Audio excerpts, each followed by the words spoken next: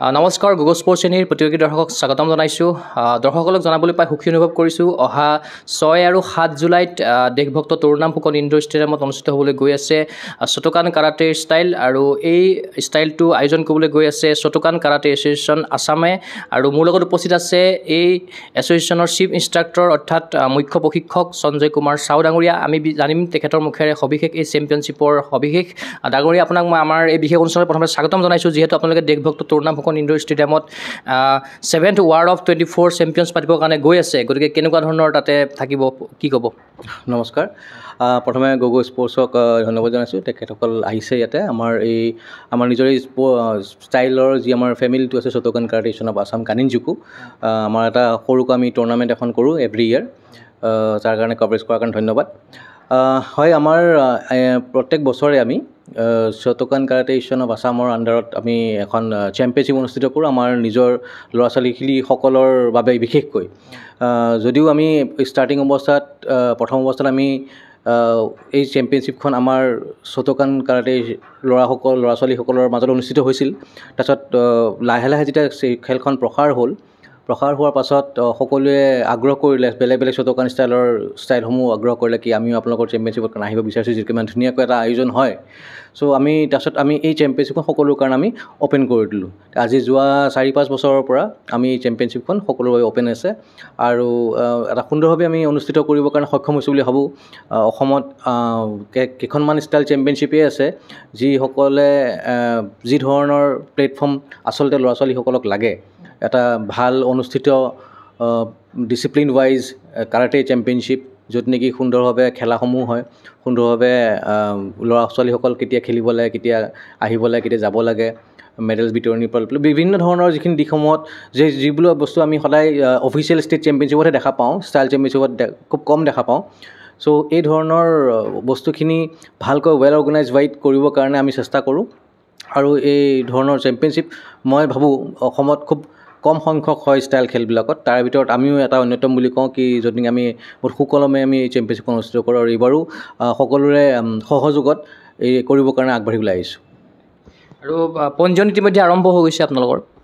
হয়, আমাৰ ৰেজিষ্ট্ৰেশ্যন আৰম্ভ হৈছে। আমি যোৱা 3 বছৰৰ পৰা আমি সদায় পঞ্জীয়নসমূহ আমি অনলাইন প্ৰক্ৰিয়াৰে কৰোঁ। আমি এখন গুগল ফৰ্ম আমি ইছ্যু কৰোঁ।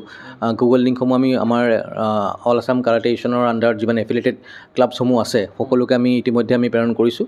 তেখেতসকলে অনলাইন ফৰ্মসমূহ ফিল আপ কৰি আমাক জমা কৰা আৰম্ভ কৰিছে ইতিমধ্যে।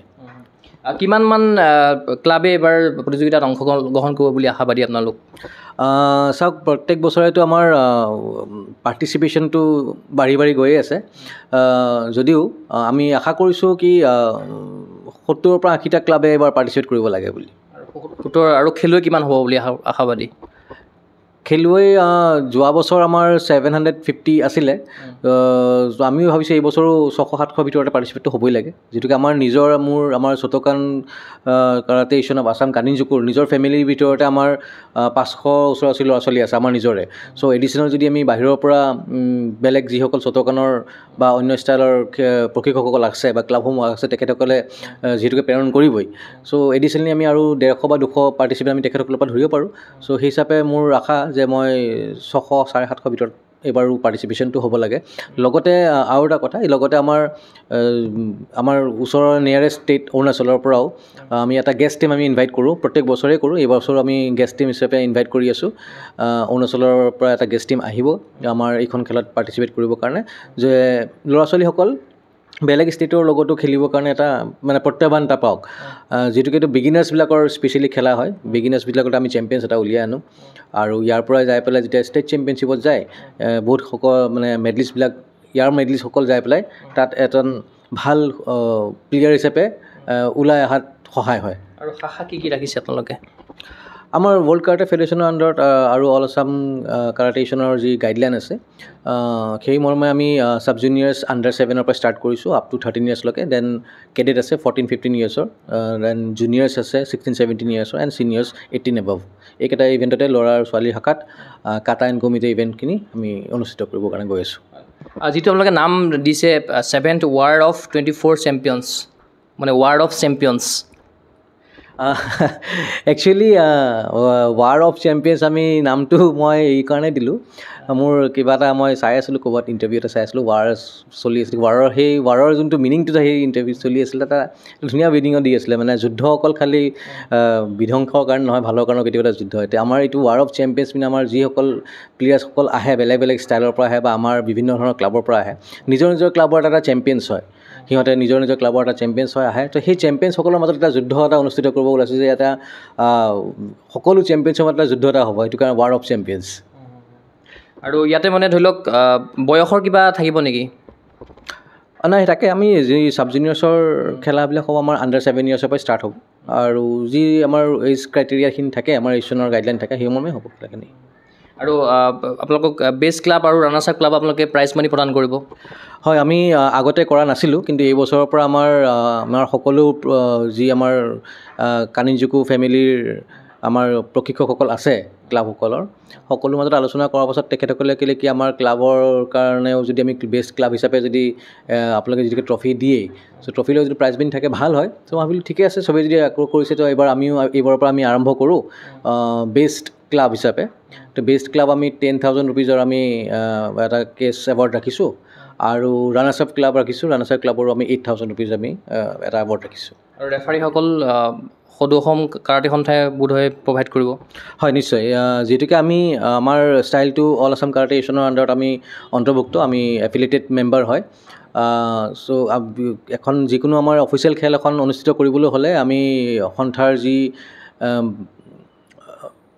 জনা শুনা প্ৰশিক্ষক বা অফিচিয়েলসকলক আছে তেখেতসকলৰ দ্বাৰাই আমি এখন খেল অনুষ্ঠিত কৰিব লাগিব গতিকে যদি আমি ভাল মানদণ্ডৰ খেল এখন যদি বিচাৰোঁ তেতিয়া আমি কোৱালিফাইড অফিচিয়েল আমাক দৰকাৰ আৰু সেই কোৱালিফাইড অফিচিয়েলছ আমাৰ সন্থাৰ অল আছাম কাৰাটে সন্থাৰ আণ্ডাৰতে আছে তাত আমাৰ ৰেফাৰী কমিশ্যনছ আছে আমি ৰেফাৰী কমিশ্যনৰ আমি অনুৰোধ কৰিম আৰু লগতে আমি অল আছাম কাৰাটে এছনৰ প্ৰেছিডেণ্ট ছেক্ৰেটেৰীৰ জৰিয়তে আমি তেখেতসকলক অনুৰোধ কৰিম কি আমাৰ খেলখন চলাবলৈ কাৰণে যিসকল আমাক অফিচিয়েলছ দৰকাৰ হ'ব আমি তেখেতসকলক বিচাৰিম আৰু সেইবোৰ আমি তেখেতসকলে পঠাই এখন সুন্দৰ খেলা অনুষ্ঠিত কৰিবলৈ আৰু কেইখন মেটত অনুষ্ঠিত হ'ব খেলসমূহ যিহেতু দুদিনীয়াকৈ আপোনালোকে অনুষ্ঠিত কৰিবলৈ গৈ আছে আমি 5খন তাত আমি ভাবি থৈছোঁ 5খন তাত আমি লগাম 5খন তাত আমি দুদিনীয়া খেলা হ'ব আৰু এটা আমি এইখন খেলৰ এটা ৰেপুটেশ্যন এটা আছে যে আমি এই খেলখনত আমাৰ যিকোনো ল'ৰা বা ছোৱালী বা অভিভাৱক 2 ঘণ্টাতকৈ ওপৰত আমাৰ ইয়াতে আহি পেলাই ৰখিব লগা নপৰে কেতিয়াও মানে যোনটো সময়ত আমি এটা চিডিউল আমি মেইনটেইন কৰোঁ যদি আমি সৰু ল'ৰা ছোৱালী এটাক যদি আমি ৰাতিপুৱা 9টাত মাতি আছোঁ তে সেই ল'ৰা বা ছোৱালীজনী 11টাত ঘৰলৈ গুচি যাব পাৰিব তাতকৈ ওপৰত থাকিব নালাগে খেলা চাব বিচাৰিছে এটা অন্য এটা কথা কিন্তু আমি এটা বেলেগ অন্য খেলবিলাকৰ যি ধৰণৰ গেমছ হিচাপে যেনেকৈ হয় এটা চিডিউলছ আহে কিমান সময়ত কোনখন ডাটা মিট কাৰ খেলা কেতিয়া অনুষ্ঠিত হ'ব আমি সদায় সেইটো বস্তু মেইনটেইন কৰি আহিছোঁ এইবাৰো তেনেকুৱা ধৰণে হ'ব চ' ৰাতিপুৱা ধৰি লওক আমি যদি 10টা বজাৰ পৰা খেলাখন ষ্টাৰ্ট কৰোঁ তো সন্ধিয়া আমাৰ 6টা 6:30লৈ খেলা আমাৰ গোটেই শেষ হৈ যায় চ' সেইটো কাৰণে আমি মেটো আমি বেছিকৈ ৰাখোঁ আৰু এটা WKF লেভেলত বা ইণ্টাৰনেশ্যনেল ষ্টেণ্ডাৰ্ডত যোনটো আমি যদি কওঁ যিখিনি কৰিবলগীয়া থাকে আমি সেইখিনি কৰিবৰ কাৰণে প্ৰত্যেকবাৰ আমি চেষ্টা কৰোঁ আৰু থকা খোৱা ব্যৱস্থাটো হয় আমাৰ থকাৰ ব্যৱস্থাটো আমি কৰা নাই আমি খোৱাৰ ব্যৱস্থাটো কৰি ৰাখিছোঁ আমি সকলো খেলুৱৈ আৰু প্ৰশিক্ষক আৰু মেনেজাৰসকল আমি খোৱাৰ ব্যৱস্থাটো আমি ৰাখিছোঁ যিহেতু আপোনালোকৰ 1 তাৰিখৰ পৰা আপোনালোকৰ ৰেজিষ্ট্ৰেশ্যন আৰম্ভ হৈ গৈছে গতিকে ৰেজিষ্ট্ৰেশ্যন কেতিয়ালৈকে চলিব আৰু যিসকলে ধৰি লওক এতিয়াও ৰেজিষ্ট্ৰেশ্যন কৰা নাই তেখেতসকলৰ উদ্দেশ্যে আপুনি কি আহ্বান জনাব বিচাৰিব হয় ৰেজিষ্ট্ৰেশ্যন আমাৰ অনলাইন ৰেজিষ্ট্ৰেশ্যন আমি 15 তাৰিখলৈকে ৰাখিছোঁ এই জুন মাহৰ 15 তাৰিখলৈকে মই সকলোকে আপোনালোকৰ জৰিয়তে অনুৰোধ জনাম যিসকল প্ৰশিক্ষকসকলে এতিয়ালৈকে আমাৰ ৰেজিষ্ট্ৰেশ্যন প্ৰক্ৰিয়াত আহিব পৰা নাই তেখেতসকলক অনুৰোধ জনাইছোঁ যে সোনকালে আপোনালোকে ৰেজিষ্ট্ৰেশ্যন সকলো কৰক যিটোকে সময়মতে যেতিয়া ৰেজিষ্ট্ৰেশ্যন আমাৰ হাতত আহি যায় তেতিয়া আমি গোটেই খেলখন সুন্দৰভাৱে অনুষ্ঠিত কৰিবৰ কাৰণে আমাৰ বহুত সুবিধা হৈ যায় চ' সকলোক আকৌ এবাৰ মই অনুৰোধ জনালোঁ যে আপোনালোকে নিজৰ নিজৰ ক্লাবসমূহৰ ৰেজিষ্ট্ৰেশ্যন যি অনলাইন ফৰ্ম দিয়া হৈছে আপোনালোকক তাৰ জৰিয়তে ফিল আপ কৰি পেলাই আমাক পঠাওক আৰু কিবা অসুবিধা থাকিলে আমাৰ ফোন নম্বৰছ দি থোৱা আছে আমাক কণ্টেক্ট কৰক আৰু আমাৰ যদি সহায় লাগে আমাৰ সহায় কৰিবৰ কাৰণে আমি সাজু আছোঁ যিহেতু আপুনি কেইবাটা কথা উল্লেখ কৰিছে যে এই চেম্পিয়নশ্বিপখনত কেইবাটাও নতুনত্ব আছে যিহেতু আপোনালোকে প্ৰথমবাৰৰ কাৰণে আপোনালোকে প্ৰাইজ মানি দিবৰ কাৰণে গৈ আছে আগতে আপোনালোকে বেষ্ট ক্লাব বা এনেকুৱা ধৰণৰ কোনো ধৰণৰ চিলেকশ্যন কৰা নাছিলে এইবাৰ এনেকুৱা কৰিবৰ কাৰণে গৈছে আৰু কি নতুনত্ব থাকিব এইখন চেম্পিয়নশ্বিপত নাই নতুনত্ব তেনেকুৱা ধৰণৰ বস্তু ক'লে কি বুলি ক'ম কিন্তু তথাপিও ভাবিছোঁ এইবাৰ যি ধৰণে আমি ইণ্টাৰনেশ্যনেল ইভেণ্টছ যিসকল ধৰণৰ হয় সেই ছিষ্টেমত আমি এটা কৰিবৰ কাৰণে চেষ্টা এটা কৰি আছোঁ। ইণ্টাৰনেশ্যনেল ইভেণ্টছবিলাক মই দেখিছোঁ যে আমাৰ অফিচিয়েল টেবলছসমূহ নাথাকে, যিহেতুকে আমি আগৰ পৰাই আমাৰ ষ্টাইলৰ এটা বিশেষত্ব আছে। প্ৰথম আমি 2015তে আমি ডিজিটেল যোনটো মনিটৰিং ছিষ্টেম, স্ক'ৰিং ছিষ্টেম, সেইটো আমি আমি কৰিছিলোঁ ফাৰ্ষ্ট টাইম। আমি ডিষ্ট্ৰিক্ট লেভেলত আমি কৰি পেলাই কৰিছিলোঁ। তাৰপাছত লাহে লাহে আজিকালি আপুনি সকলো দেখা পাই আছে কি মনিটৰ্ড স্ক'ৰিং ছিষ্টেম হয়। দেন তাৰপাছত পৰ্যায়ক্ৰমে যি ধৰণৰ নতুন বস্তুবিলাক WKF ইণ্টাৰনেশ্যনেল লেভেলত আহে আমি কৰোঁ। তো এই বছৰ মই চেষ্টা এটা কৰি আছোঁ কি WKF লেভেলৰ যি ধৰণৰ খেলা এখন হয়, যি ধৰণৰ অৰ্গেনাইজ ৱেত হয়, সেই ধৰণৰ কৰিবৰ কাৰণে চেষ্টা এটা কৰিম বুলি ভাবি থৈছোঁ মই। চাওঁ কিমান দূৰ সাফল্যমণ্ডিত হয়, সকলোৰে সহযোগ বিচাৰিম। কিন্তু মানে ৰাষ্ট্ৰীয় বা আন্তঃৰাষ্ট্ৰীয় পৰ্যায়ৰ আপুনি ষ্টেণ্ডাৰ্ড যিটো মেইনটেইন কৰিব লাগে, আপুনি মেইনটেইন কৰিবৰ কাৰণে আপুনি চেষ্টা কৰিব? নিশ্চয় নিশ্চয়, হয়। মই সেইটোৱে মেইনটেইন কৰিব চেষ্টা কৰিম, যিটো সকলোৱে প্ৰশিক্ষকসকলে গম পাওক কি এটা ইণ্টাৰনেশ্যনেল ইভেণ্টছত খেলাবোৰ কি ধৰণে অনুষ্ঠিত হয়। তাৰ যিখিনি টেকনিকেল পাৰ্টখিনি, মই স্পেচিয়েলি টেকনিকেল পাৰ্টখিনিৰ কথাহে কৈ আছোঁ মই, কিয় কাৰণ আমাৰ খেলসমূহ সদায় ৰুলছ ৱাইজতো আমাৰ ইণ্টাৰনেশ্যনেল ষ্টেণ্ডাৰ্ডৰ ৰুলছতে আমাৰ খেলাবিলাক হয়, WKFত যিটোকে হয়। কিন্তু যোনখিনি টেকনিকেল পাৰ্টসমূহ থাকে, তো সেই টেকনিকেল পাৰ্টত মই কিছুমান চেঞ্জেছ কৰিবৰ কাৰণে এইবাৰো বিচাৰিম মই। আৰু আশা কৰিম কি সকলোৱে সহযোগ কৰিব, আৰু ভাবিছোঁ কৰিব পাৰিম বুলি ভাবিছোঁ। চাওঁ, মই চেষ্টা কৰি চাওঁ। কিন্তু এতিয়া মই গোটেইখিনি কথা খুলি ক'ব কাৰণে নোৱাৰিম, যিহেতুকে মোৰ গোটেইখিনি কথা এতিয়া মানে অন পাইপলাইনহে হৈ আছে। চ' চেষ্টাটো কৰিম বুলি মই চবকে এটা আশা ৰাখিছোঁ। আৰু মানে ক'ব বিচাৰিম আপোনালোকৰ জৰিয়তে যে এটা ভাল খেলা আৰু এটা ভাল অনুষ্ঠান তেখেতসকলে দেখিব পাব, আহি পেলাই বহুত সুখী হ'ব আৰু ক'ব কি নেক্সট টাইম আকৌ আহিবৰ কাৰণে ৰেডি হৈ আছোঁ বুলি। শ্বটোকান কাৰাটেৰ কানিন-জুকু ষ্টাইলটো খেলি পেলাই কেনেকুৱা ধৰণৰ মঞ্চ লাভ কৰিব বুলি আপুনি আশাবাদী? যিহেতু আপুনি ৰাজ্যিকৰ কথা উল্লেখ কৰিছে, তাৰ উপৰি কেনেকুৱা ধৰণৰ মঞ্চ লাভ কৰিব খেলুৱৈসকলে? আমাৰ কানিন-জুকু ষ্টাইলটো আমাৰ এটা ইণ্টাৰনেশ্যনেল ষ্টাইল হয়। তাৰে আমি যোনটো ভাৰতৰ জাপান শ্বটোকান কানিন-জুকু অৰ্গেনাইজেশ্যন অফ ইণ্ডিয়া আছে, তেখেতৰ আমি এটা ব্ৰাঞ্চ হয়, ইয়াতে এফিলিয়েটেড ব্ৰাঞ্চ হয়। ইয়াৰ পৰা আমাৰ নেক্সট যি আমাৰ কানিন-জুকু নেশ্যনেলছ হ'ব, তাৰ পৰা আমাৰ নিজৰ ল'ৰা ছোৱালীসকল আমাৰ তাৰ কাৰণে ছিলেকশ্যনছ হ'ব। দেন তাৰপাছত আপোনাৰ ডুবাইত নৱেম্বৰ মাহত কানিন-জুকু ইণ্টাৰনেশ্যনেল চেম্পিয়নশ্বিপ আছে। চ' তাৰ বাবে আমি ইয়াৰ পৰা বাছনি কৰি পেলাই আমি ল'ৰা ছোৱালীসকলক আমি আগবঢ়াই লৈ যাবৰ কাৰণে ৰেডি হৈ আছোঁ। যিহেতু আপোনালোকে কানিন-জুকু ষ্টাইলটো অসমত প্ৰচাৰ প্ৰসাৰৰ বাবে ইমানখিনি কাম কৰি আছে, গতিকে অসমত এই শ্বটোকান কাৰাটে ষ্টাইল কানিন-জুকুৰ আপুনি কি পৰ্যায়ত চাব বিচাৰে, কি আশা আছে? সদায়তো আমি ভাবিমেই কি আমাৰ অৰ্গেনাইজেশ্যনত থকা ল'ৰা ছোৱালীসকল অসমৰ টপ মষ্ট ল'ৰা ছোৱালী হওক, আৰু ভাৰতকো প্ৰতিনিধিত্ব কৰক, আৰু সকলো জেগাতে নিজৰ নাম উজ্বলাওক, ভাল খেলি পেলাই আহক।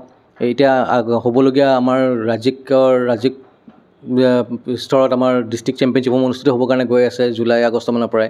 দেন তাৰপাছত আমাৰ ষ্টেট চেম্পিয়নশ্বিপ আহি আছে।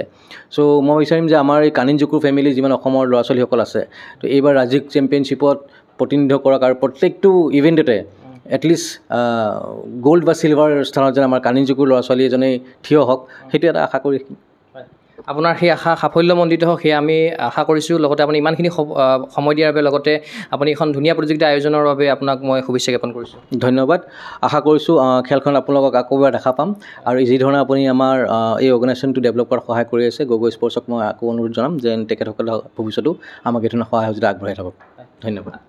নিশ্চয়কৈ এয়া আছিল শ্বটোকান কাৰাটে এছ'চিয়েশ্যন আছামৰ মুখ্য প্ৰশিক্ষক সঞ্জয় কুমাৰ চাও। তেখেতে জনালে ইতিমধ্যে সকলোৱে গম পাইছে 6 আৰু 7 জুলাইত অনুষ্ঠিত হ'বলৈ গৈ আছে 7th ৱাৰ্ল্ড অফ 24 চেম্পিয়নছ। আমি আশা কৰিম যে তেখেতসকলে যিখিনি আশা প্ৰত্যাশা লৈ এই চেম্পিয়নশ্বিপখন পাতিবৰ কাৰণে গৈ আছে, সেয়া সাফল্যমণ্ডিত হওক। সেই আশাৰে মই চিন্ময় কুমাৰ বৰাই বিশেষ অনুষ্ঠানৰ পৰা বিদায় লৈছোঁ। চাই থাকিব গুগল স্পৰ্টছ চেনেল। ধন্যবাদ।